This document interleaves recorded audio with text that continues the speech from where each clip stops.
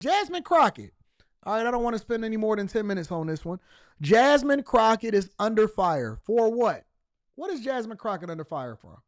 She's under fire because they're starting to recover and uncover some of the previous comments that she's made against other people, including black men, about the women that they decide to talk to or the hue of the women that they decide to talk to. Make sure y'all hit a like for the algorithm, subscribe to the channel, and turn on your notifications.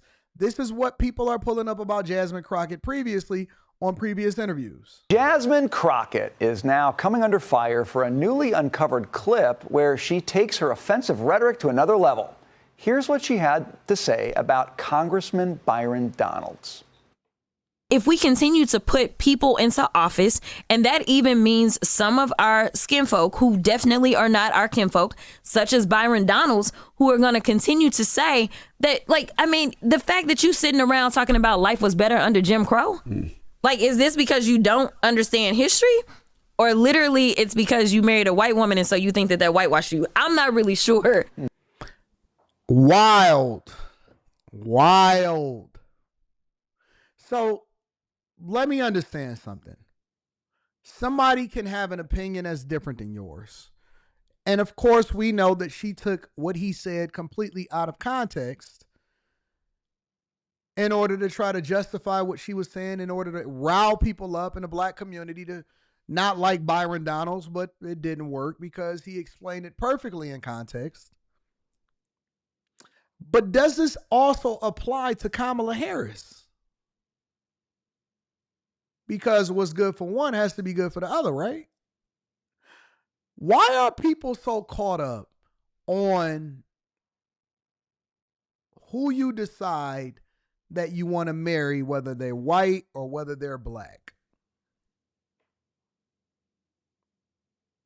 Y'all know that these people just say the wildest things on a regular basis just to get a rise out of y'all. And even if it's hypocritical, it makes you feel good at the time. But this is a person that doesn't even have a marriage or have a man that she's married to. She's not even married at all. So you're telling me because he found value in somebody that found value in him and he decided to raise a family and marry this person, it matters because the person just so happened to be of a different color or race or nationality than you? How come we didn't hold Kamala Harris to that same standard then? Because it's not a problem who Kamala Harris is married to until you start to hold other people accountable for who they're married to. But she was the person that was the biggest supporter of Kamala Harris, and Kamala Harris was married to Dougie. And nobody tripped. Nobody tripped until you start using race as a factor for whether you agree or disagree with somebody. And this woman is supposed to be the leader of the Democratic Party, one of the leaders, one of the future leaders, one of the people that is going to be at the forefront of the liberation movement of the Democratic Party and all of this other type of stuff. Y'all actually rocking with this. So Democrats believe in diversity, equity, and inclusion until it's a Republican that actually, and that's hypocritical in itself, because if you want visibility and you want representation based off of race in every sector of the planet, then it would seem as though you would want it in the Republican Party too, right? And that's when you get called the C word. That's when you get called a coon. That's when you get called a sellout. Because representation and diversity, equity, and inclusion matters until it doesn't, until they disagree with you. Oh no, we all need to come together. We all need to be embracing of other people's lifestyles until you marry a white woman. This is the most evil, racist, hypocritical party that I've ever heard of in my entire life. My preference is I prefer and I have a thing to look at women, black women in particular, right? But I could care less if you decide that you want to go and talk to an Asian woman or a white woman or what. I don't care. As long as you are not breaking the law and as long as you are not requiring that other people do exactly what you did, I'm cool, because anybody can have preferences. Women can have preferences. Men can have preferences. But how hypocritical is it of you to not be tolerant of somebody else's preferences when they don't align with yours or when you don't agree with them? I'm objective enough to say, you know what? I don't necessarily care for that person, but wives and husbands are off limits.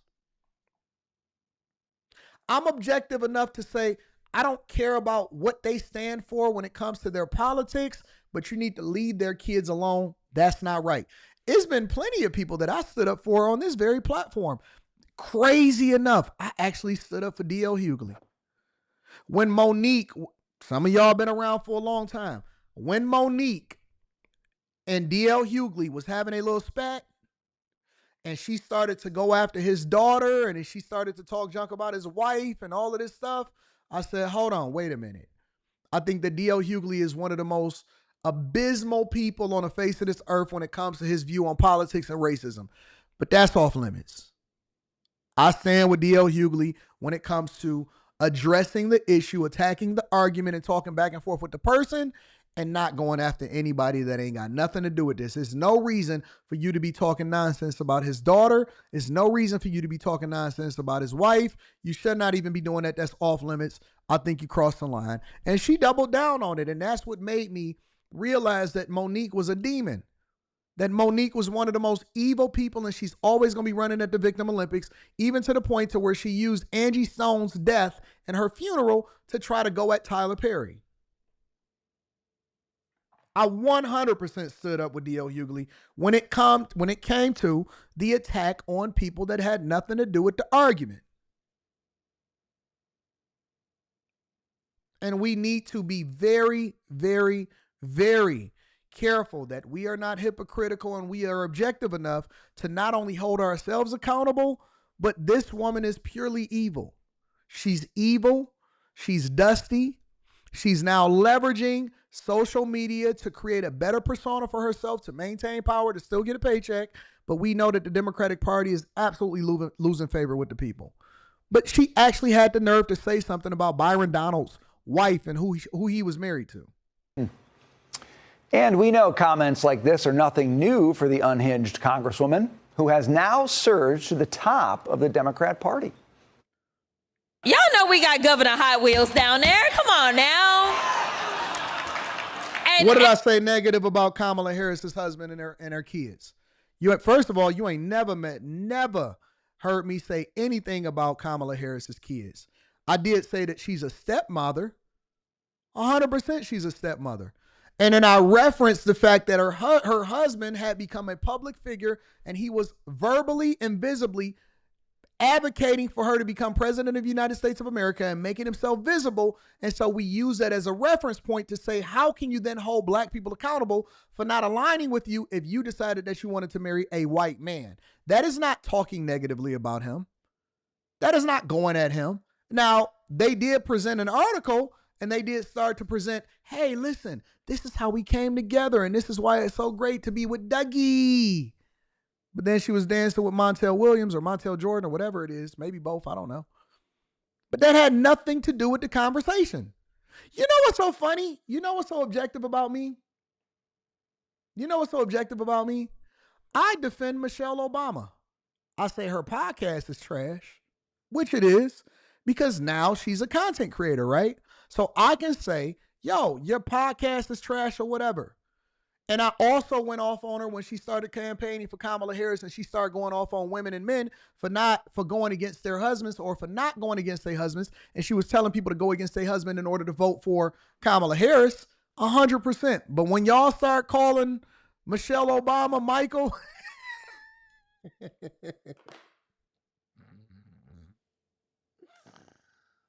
oh man, when y'all start calling Michelle Obama Michael, I say, no, don't do that. Don't do that. I defend Michelle Obama when y'all start saying that it's a man and it's Michael, whatever. I say, nope, I'm not participating. And when Slimmy go down that dark road on After Hours, I say, no, Slimmy, don't do it. No, Slimmy, don't do it.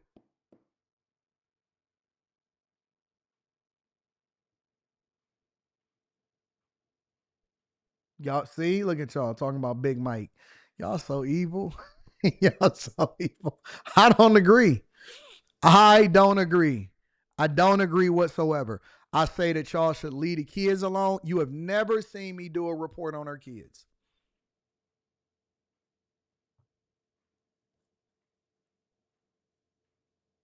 Y'all have never, ever seen me ever. There has been reports. There has been people, oh, her kids is doing that. The kids is not public figures. The kids are not content creators. The kids did not do a campaign. The kids is not advocating for anybody to become president of the United States of America. Leave Sasha and Malalia, or whatever her name is, alone. I think y'all need to leave their kids alone, 100%. You have never, not one time of all of the thousands of articles and videos that I've done, you've never, ever, ever seen me get on her kids. Ever, ever. It's easy to attack. It's easy to go after, but I think that I think we got to have a cutoff point. I think we have to make sure that we have a cutoff point, 100%. You got to keep it G. There's certain lines that you just can't cross.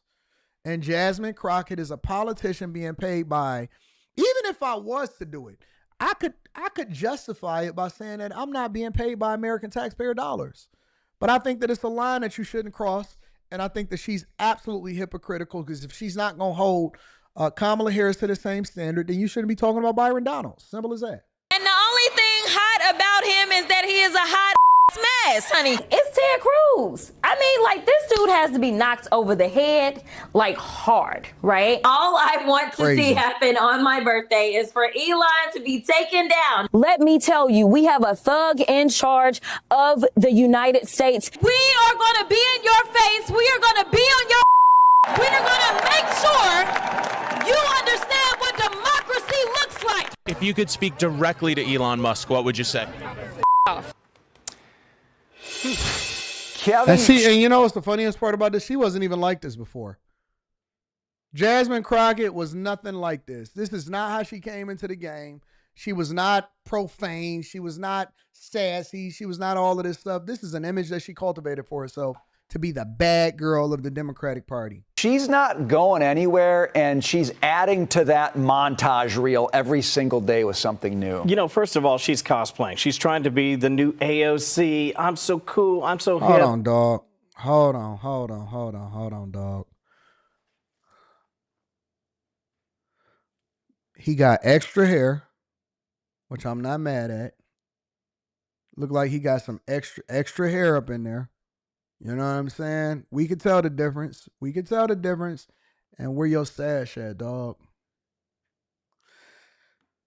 Black men, respectfully, we have to at least have a mustache. I don't know. Where did y'all get this from? Did y'all get this from Brian Gumble? What is up with our men today? What when y'all wake up in the morning and you say, you know what? I'm going with a new look. I almost messed up the other day and I said, you know what? I'm going to start all over and I'm going to cut my beard down and I'm going to just start all over because whatever. When y'all decide that y'all want to rock out with a new look, why do y'all cut off your stash too? Do y'all know that y'all look like grown babies?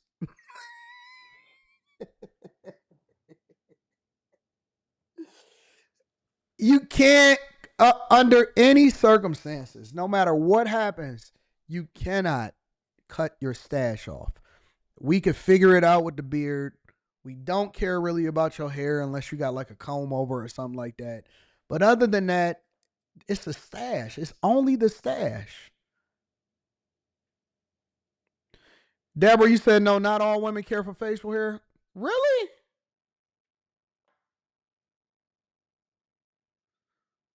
What is up with the stash thing? Y'all know who this guy is?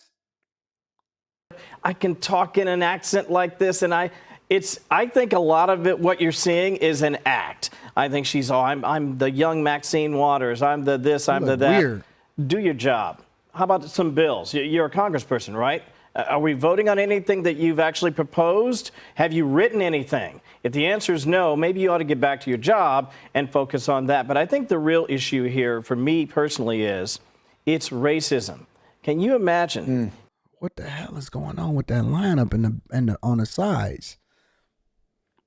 That's what I'm saying. Like, if you're going to get some it's nothing wrong with a couple of enhancements. But if you're going to get some enhancements, they got to be right. Cause like the enhancement, you know how you got the, like, it go like this, and then it go around like that, what the heck is going on there? It's like they just put it on there. Put the enhancement on there. You gotta get the enhancement all the way kitted up. You know what I'm saying? You can't do a half enhancement. You got to do the full enhancement, and you ain't got no stash? Nah, dog. Nah, bro. Nope. That's not right. That's not right. I don't know what that is.